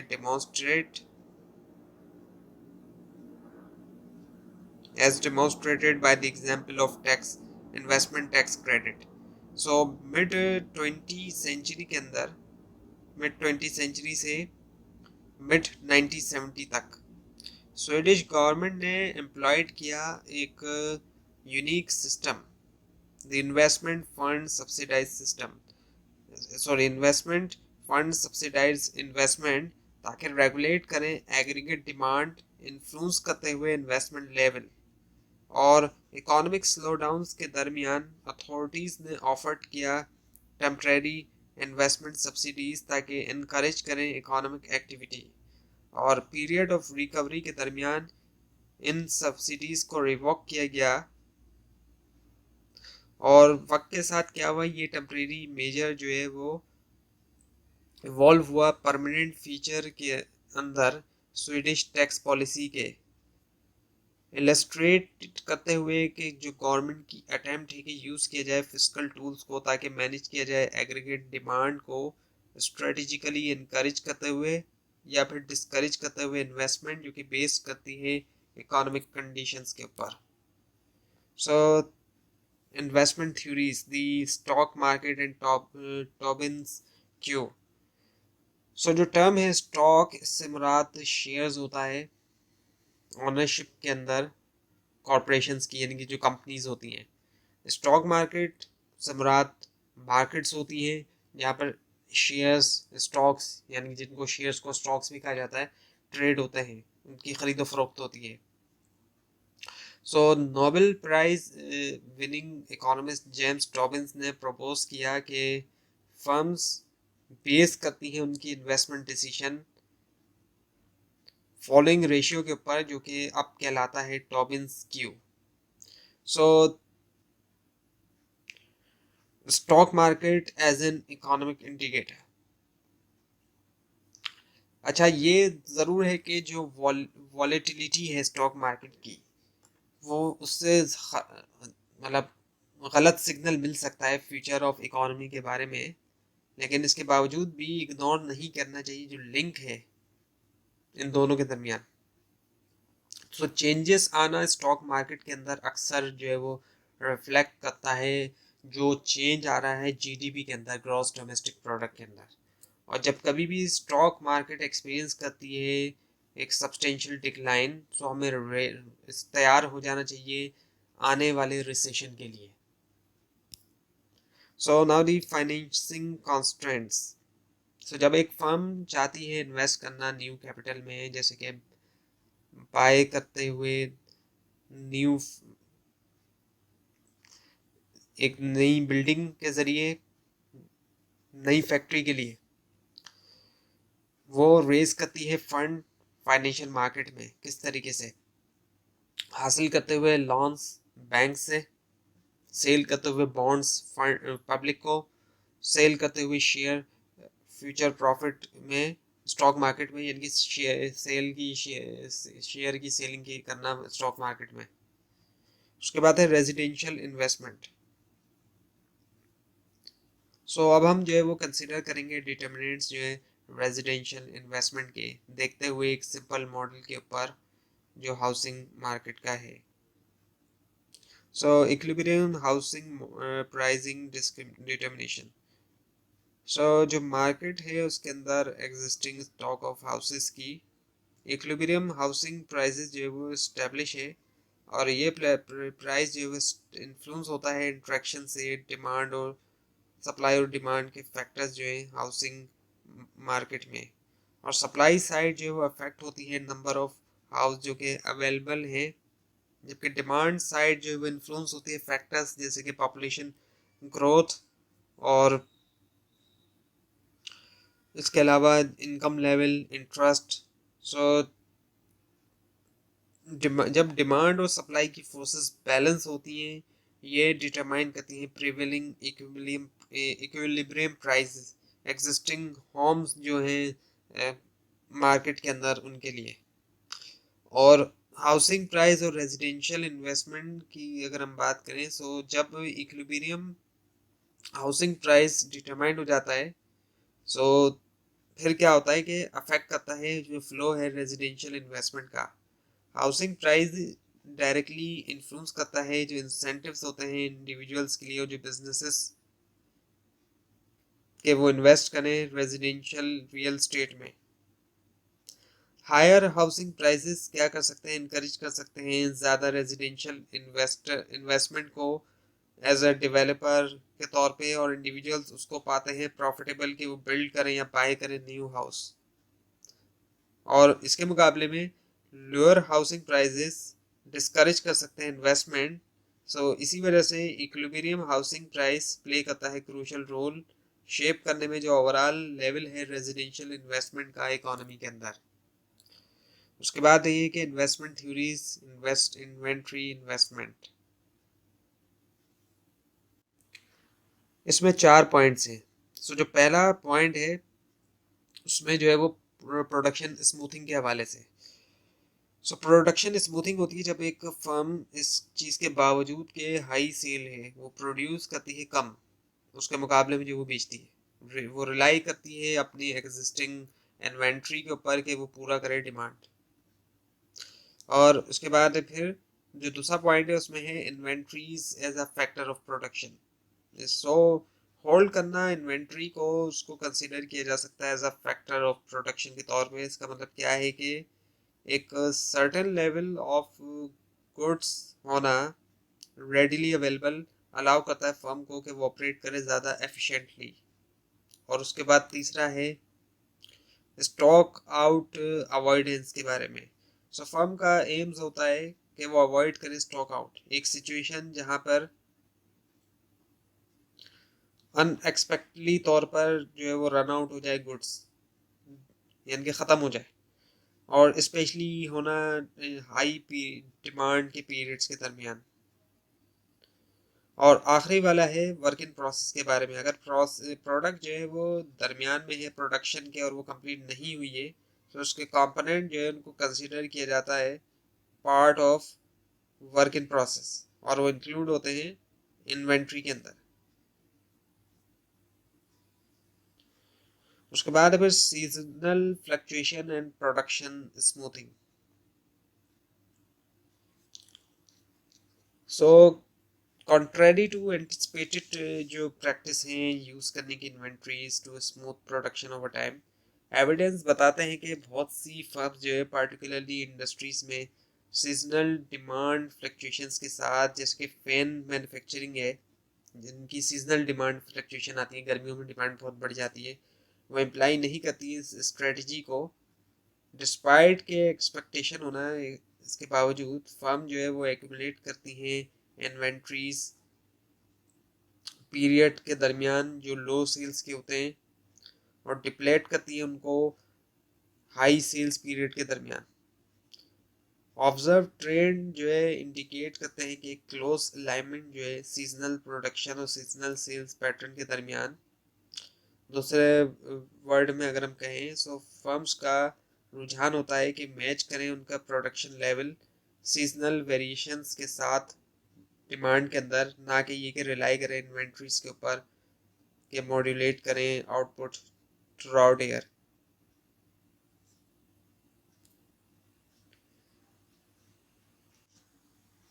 so the accelerator model of inventories. Accelerator model जो है वो इस तरीके से है कि इमेजिन करना, कंपनीज जो है वो रखती हैं सर्टेन अमाउंट ऑफ स्टॉक,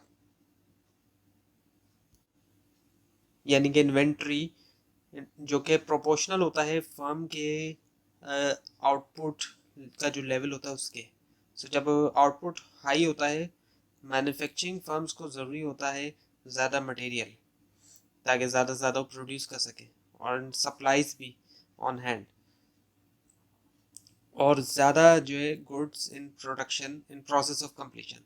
तो जब इकोनॉमी बूम करती है सो रिटेल फर्म जो है वो चाहती हैं कि उनके पास हो ज़्यादा मर्चेंडाइज उनके शेल्फ्स के ऊपर, ताकि वो अपने कस्टमर्स को दिखा सके, क्योंकि जब बूम होती है इकोनॉमी तो उसमें फिर डिमांड ज़्यादा होती है। तो इसी वजह से एन जो है is the economies stock of inventory, इस इकोनॉमी का स्टॉक ऑफ इन्वेंट्री है, और वाई जो है उसका आउटपुट है। तो उसके बाद है inventories and real estate interest.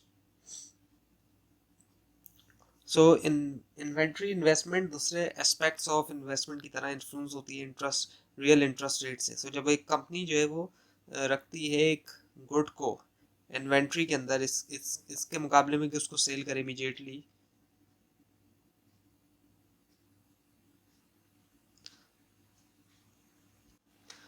वो गिव अप करती है इंटरेस्ट जो कि वो अर्न कर सकती थी। सो इसी वजह से जो रियल इंटरेस्ट रेट है वो मेजर करता है अपॉर्चुनिटी कॉस्ट होल्ड करने की इन्वेंट्री। जब इंटरेस्ट रेट बढ़ता है, होल्ड करना इन्वेंट्रीज को बन जाता है ज़्यादा कॉस्टली। सो रैशनल फर्म क्या करती हैं, कोशिश करती है कि रिड्यूस करें उनका कॉस्ट, उनका स्टॉक, और इसी वजह से इंक्रीज होना रियल इंटरेस्ट रेट में डिप्रेस करता है इन्वेंट्री इन्वेस्टमेंट को।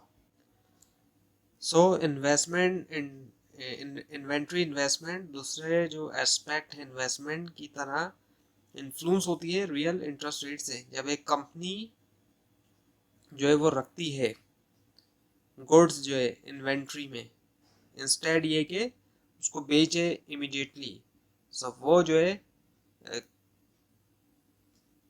गिव अप करती है इंटरेस्ट जो कि वो अर्न कर सकती है। सो मनी सप्लाई। सो जब हम बात करते हैं मनी सप्लाई के बारे में, हम जो है इनिशियली तौर पे इसको रखते हैं सिंपल, ये कहते हुए कि ये जो है टोटल नंबर ऑफ रुपीज़ है जो कि हेल्ड किया है पब्लिक ने, और हम ये सोचते हैं कि सेंट्रल बैंक जो है ये कुछ चीज़ों के ज़रिए जैसे कि ओपन मार्केट ऑपरेशन कंट्रोल करता है कि कितना जो है वो पैसा जो है वो है बाहर। जबकि ये जो है कुछ बेसिक है, क्योंकि इसमें जो है वो कुछ जो इम्पोर्टेंट रोल जो बैंक प्ले करता है वो शामिल नहीं है। सो रियलिटी के अंदर मनी सप्लाई के अंदर सिर्फ जो है वो चीज़ नहीं है कि जो कैश लोगों के पास है, बल्कि साथ में इसमें ये भी शामिल है जो उनके बैंक अकाउंट में भी है। सो बैंक लैंडिंग के ज़रिए और दूसरी एक्टिविटीज़ के ज़रिए इन्फ्लुएंस करते हैं कि कितना पैसा जो है वो सर्कुलेट कर रहा है इकोनॉमी में। सो उसके बाद है फिर फ्रैक्शनल रिजर्व बैंकिंग।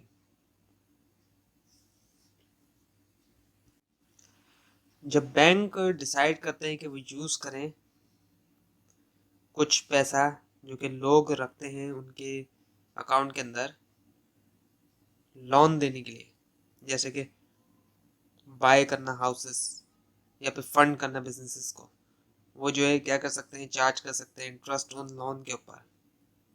लेकिन सेफ होने के लिए बैंक को ज़रूरत होती है कि वो रखें कुछ मनी पैसा रिजर्व में, ताकि अगर लोग जो है वो बाहर निकालना चाहें अपना पैसा, सो बैंक के पास इतना पैसा हो कि वो उनको दे सके। So as long as the new money coming into the bank, यानी कि नया जो पैसा आ रहा है बैंक में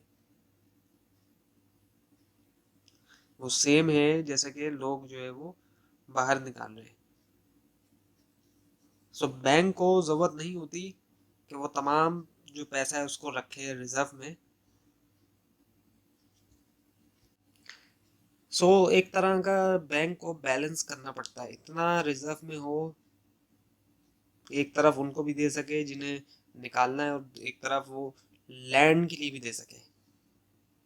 सो रिजर्व में एनफ पैसे रखें एक तरफ, इतना हो, और दूसरी तरफ वो लैंड कर सके, जो लोन लेने आ रहे हैं उनको दे सके। तो एक बैलेंस रखना जो है वो ज़रूरी होता है बैंक को। उसके बाद है फिर कि मनी एंड बैंकिंग कंटिन्यू। सो कैसे जो है सेंट्रल बैंक कंट्रोल करता है money supply. So open market operation होती है, चेंज करता है रिजर्व रिक्वायरमेंट, यानी कभी बढ़ा देगा कभी कम करेगा, और डिस्काउंट रेट्स के अंदर चेंज करता है। Now the three instruments of money supply. Open market operation. So open market operation क्या होता है कि परचेज करना और सेल करना, गवर्नमेंट बॉन्ड्स ये करता है सेंट्रल बैंक। जब सेंट्रल बैंक बाय करता है बॉन्ड्स पब्लिक से, तो जो पैसा पे करता है वो बॉन्ड्स के लिए इंक्रीज करता है मॉनेटरी बेस, और इंक्रीज करता है मनी सप्लाई को। और अगर सेल करता है बॉन्ड्स पब्लिक को, सो पैसा वो रिसीव करता है, वो रिड्यूस करता है मॉनेटरी बेस, और उसी से मनी सप्लाई के अंदर भी कमी आ जाती है। और रिक्वायरमेंट रिजर्व जो है वो सेंट्रल बैंक की रेगुलेशन होती है, जो कि इनके इम्पोज किया जाता है बैंक के ऊपर एक minimum reserve deposit ratio.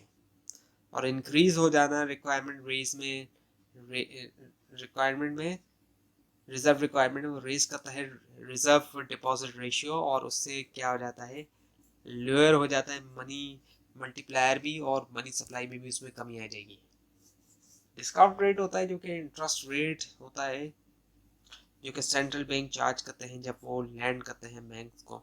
Bank बोरो करते हैं सेंट्रल बैंक से जब वो ये पाते हैं कि बहुत कम रिजर्व है पूरा करने के लिए रिजर्व रिक्वायरमेंट। लोअर करना डिस्काउंट रेट, चीपर होता है बोरोड रिजर्व, और ज़्यादा डिमांड होती है लॉन्स के लिए। सो रिडक्शन होना डिस्काउंट रेट में क्या होगा, रेस करेगा बढ़ाएगा मॉनेटरी बेस और मनी सप्लाई को। उसके बाद ये कि money demand, classical theory of money. जो क्वांटिटी थ्योरी ऑफ मनी है अज्यूम करती है कि डिमांड जो है रियल मनी बैलेंसेस के लिए वो डायरेक्टली प्रोपोर्शनल टू इनकम है। और उसके बाद है portfolio theory of money demand. So theories जो है मनी डिमांड की जो कि एम्फेसाइज करती हैं role of money as a store of value कहलाती हैं पोर्टफोलियो थ्योरीज। और इन थ्योरीज के मुताबिक लोग जो है वो होल्ड करते हैं पैसे को एज अ पार्ट के तौर पे उनके पोर्टफोलियो ऑफ एसेट्स के। और की पॉइंट ये है कि मनी ऑफर करता है डिफरेंट कॉम्बिनेशन रिस्क के और रिटर्न के दूसरे एसेट्स के मुकाबले में, पार्टिकुलरली एक सेफ रिटर्न, जबकि दूसरे एसेट्स जो है वो फेल हो जाते हैं दोनों में, रियल और नॉमिनल टर्म्स। और ये थ्योरीज प्रिडिक्ट करती हैं डिमांड फॉर मनी जो है वो डिपेंड होना चाहिए रिस्क और रिटर्न के ऊपर जो कि ऑफर किया मनी और दूसरे एसेट्स ने। उसके बाद है transaction theories of money demand. Theories जो कि एम्फेसाइज करती हैं रोल मनी के ऊपर as a medium of exchange, और एक्नॉलेज करती हैं मनी को कि वो है एक डोमिनेटेड एसेट, और स्ट्रेस करती हैं लोगों को जो कि होल्ड करते हैं मनी दूसरे एसेट्स के मुकाबले में, अनलाइक दूसरे एसेट्स के परचेज किया जाए। ये थ्योरीज जो है वो बेहतर एक्सप्लेन करती हैं कि लोग क्यों होल्ड करते हैं narrow measure of money hold कर, इसके मुकाबले में कि होल्ड किया जाए एसेट्स जो कि डोमिनेट करें उन्हें। सो ये थ्योरी जो है वो लेती हैं बहुत सी फॉर्म्स, डिपेंड करता है कि हाँ कि कैसे एक जो है वो मॉडल करे प्रोसेस जो है पैसे हासिल करने का और ट्रांजैक्शन करना, अज्यूम करते हुए कि मनी की जो है वो कॉस्ट ऑफ अर्निंग है, money has the cost of earning a low rate of return, एक लो रेट ऑफ रिटर्न, और पैसा जो है वो बनाता है ट्रांजैक्शंस को ज़्यादा कन्वीनियंट बनाता है, कन्वीनियंटली तौर पे ट्रांजैक्शन हो सकती हैं पैसे होते हुए। सो ये थ्योरीज जो है बताती हैं कि क्यों लोग जो है यूज़ करते हैं पैसे को, और ये हाईलाइट करती है कि पैसा जो है वो है स्पेशल, क्योंकि लोग जो है इसको ना सिर्फ होल्ड करते हैं ना सिर्फ ज़्यादा पैसा बनाने के लिए, बल्कि परचेजिंग के लिए भी, इजीली परचेज करने के लिए भी।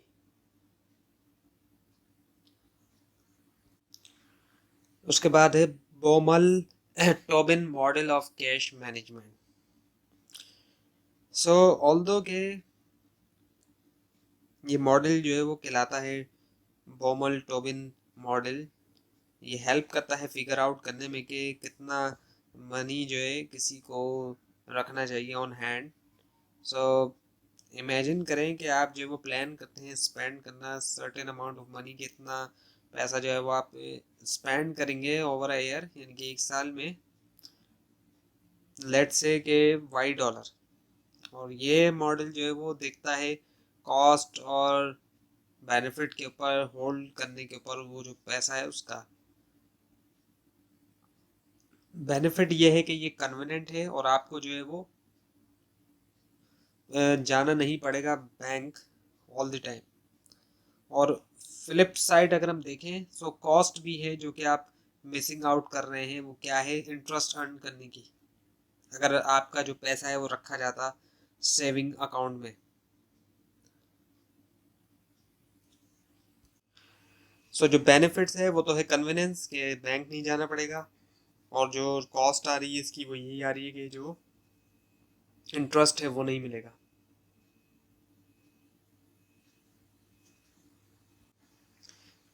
एक पर्सन जो कि प्लान ये करता है कि वो स्पेंड करे $Y पूरे साल में, तो क्या ऑप्टिमल साइज होना चाहिए कैश बैलेंसेस का उसके लिए। उसके बाद है the a model of money supply 3 exogenous variable.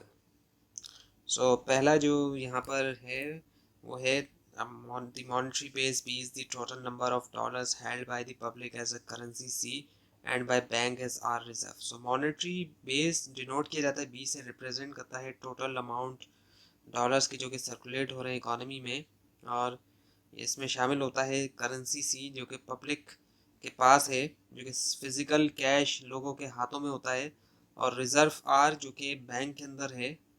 Simple term में कहा जाए तो ये सम होता है तमाम कैश का जो कि सर्कुलेशन में है, और रिजर्व जो कि बैंक के पास है। उसके बाद है the reserve deposit ratio RR is the fraction of deposit D that banks hold in reserve R. Reserve deposit ratio जो प्रोपोर्शन है डिपॉजिट का जो कि बैंक को रिक्वायर्ड होता है कि वो होल्ड करें रिजर्व आर में, और इसको एक्सप्रेस किया जाता है एज अ फ्रैक्शन, और ये इंडिकेट करता है पोर्शन कस्टमर डिपॉजिट का जो कि बैंक को लाजमी रखना होता है on hand as a reserve के तौर पे। और रिजर्व डिपॉजिट रेशियो एक इम्पॉर्टेंट फैक्टर है अंडरस्टैंड करने में कि कैसे बैंक मैनेज करते हैं उनका रिजर्व और उनकी जो लिक्विडिटी है। उसके बाद है the currency deposit CR is the amount of currency C people held as a fraction of their holding of demand deposit D। currency deposit ratio measure करता है amount of currency जो कि लोग प्रेफर करते हैं कि होल्ड करें comparison में उनकी जो डिमांड डिपॉजिट है उसके बैंक में, और ये फ्रैक्शन होता है टोटल डिमांड डिपॉजिट का जो कि इंडिविजुअल्स चूज करते हैं कि वो होल्ड करें फिजिकल करेंसी की फॉर्म में, ना कि उसको रख दें, छोड़ दें बैंक अकाउंट में। और ये रेशियो प्रोवाइड करता है इनसाइट पब्लिक प्रेफरेंसेस में कैश होल्डिंग के हवाले से अगर हम उसको देखें वर्सेस यूजिंग डिजिटल और बैंक बेस्ड ट्रांजैक्शन, उसके मुकाबले में बैंक बेस्ड ट्रांजैक्शन वगैरह के मुकाबले में। तो ये थी आज की वीडियो। आपको इसमें कोई क्वेश्चन अगर इसके बारे में है, ख़ासतौर पे इसमें कोई मिस्टेक दिखाई दे, ज़रूर हाईलाइट कीजिए। और इस तरह की मज़ीद वीडियोस के लिए, मज़ीद कोर्सेज़ की प्रिपरेशन के लिए इस चैनल को सब्सक्राइब कीजिए, बेल आइकन के ऊपर क्लिक कीजिए। Thanks for watching this video and best of luck for your exams.